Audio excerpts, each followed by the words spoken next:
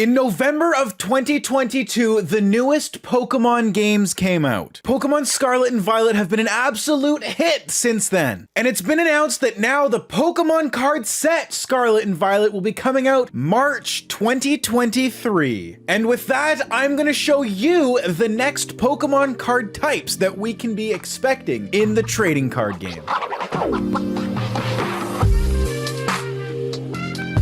Now, if you don't know, Pokemon Scarlet and Violet is based on the past and the future. The two games are all based off of time travel and what they call the paradox. Now, depending on which game you play, Scarlet or Violet, you will be transported either to the past or the future. That being said, Pokemon Scarlet takes you to the past, Pokemon Violet will take you ahead to the future. Once you're there, you will find Pokemon that they are calling Paradox Pokemon. They are past and future versions of Pokemon that we know and love here today. Every single time that they bring out a new Pokemon game, we always see that translated to the trading card game. Mega Pokemon were first introduced in the Pokemon games, and hey, look at that, we got them in the trading card game. There's definitely some interesting Pokemon that are going to be released in the trading card game, and I'm honestly pretty excited to show you guys what you can expect to be in the card game. And to be honest, I definitely cannot wait to pull some of these cards myself.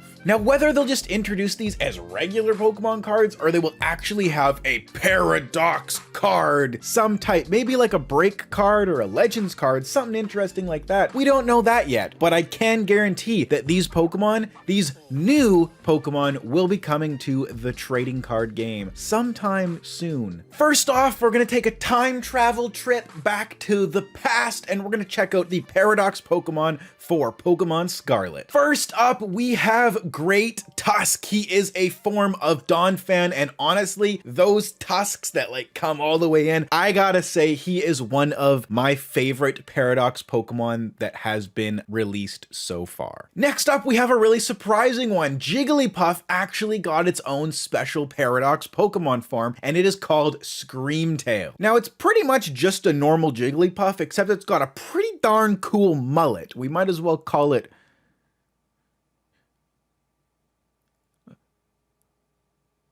Mullety Puff. Cut that. Next up, we have the Among Us character Brute Bong.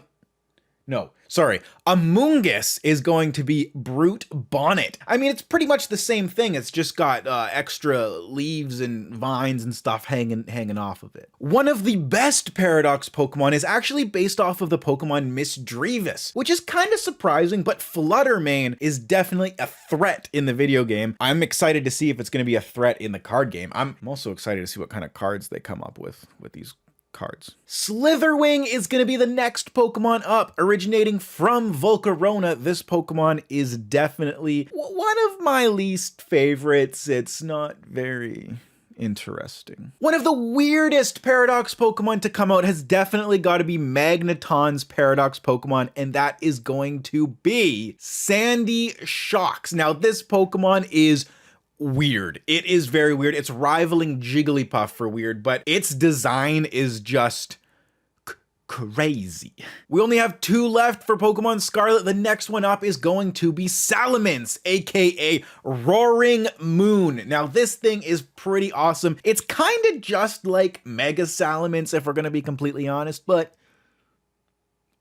that's okay because it's cool. Also, one of the strongest Pokemon in the video games right now, and it is going to make a stunning Pokemon card. I can guarantee that. Last but not least for Pokemon Scarlet, this Pokemon actually just got released the other day. It's going to be Suicune's Paradox Pokemon, Walking Wake. Now, this Suicune Walking Wake is so weird. Water Dragon type. It is going to make a phenomenal Pokemon card. I can tell you that right now. But its design is just chef's freaking kiss. Next up, we're going to be moving over to Pokemon Violet, where we're going to be going into the future to see what Pokemon we know and love today, how they're going to evolve over time. We're going to be starting off again with a Donphan evolution. Well, it's not really like it's not evolving, it's like real evolution after thousands of years. You get it. You get it. Iron Treads. Not as cool as Great Tusk, in my opinion, if you ask me, but it's still a very cool Pokemon. These cards are just gonna be great. That's all I can really say. This thing hasn't really seen too much use in the Pokemon games, but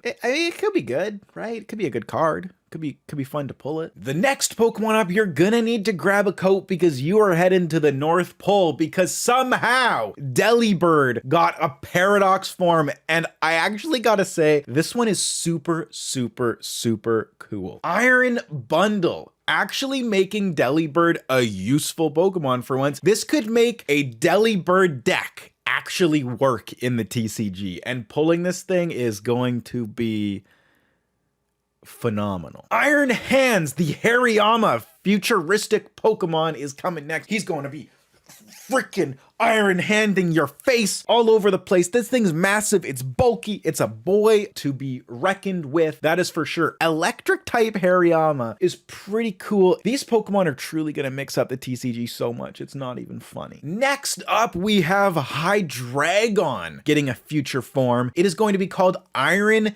Jugulus. Definitely a crazy name, and it's dark flying type, which is just such a weird type combination, especially for a Hydreigon. I never thought, I guess it's not really Hydreigon, it's Iron Jugulus. It's so weird. They did such a weird thing with this. They're related to the Pokemon, but they're not actually related to the Pokemon. I'm very curious to see how they're going to translate this over to the card game. Now, Volcarona is one of those Pokemon that did also get a double Paradox Pokemon form. This one called Iron Moth, and it's definitely a lot cooler than Slitherwing, the previous one. Iron Moth just kind of spreading its wings and saying, hey buddy, I'm gonna kill you.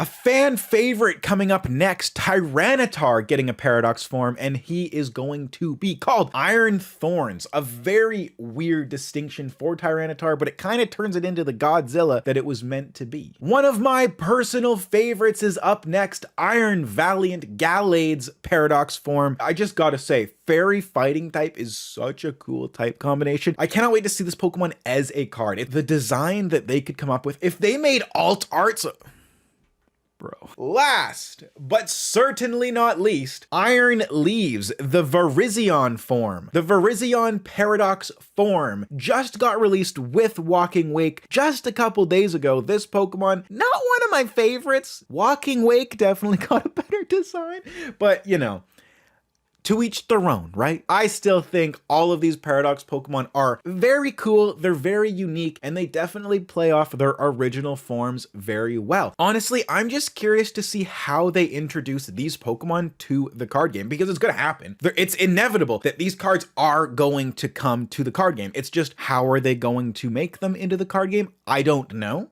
Of course I don't know. I'm sure they know. They have all the answers. Pokemon Company, give me a call. Let me know. I can tell my viewers. Maybe.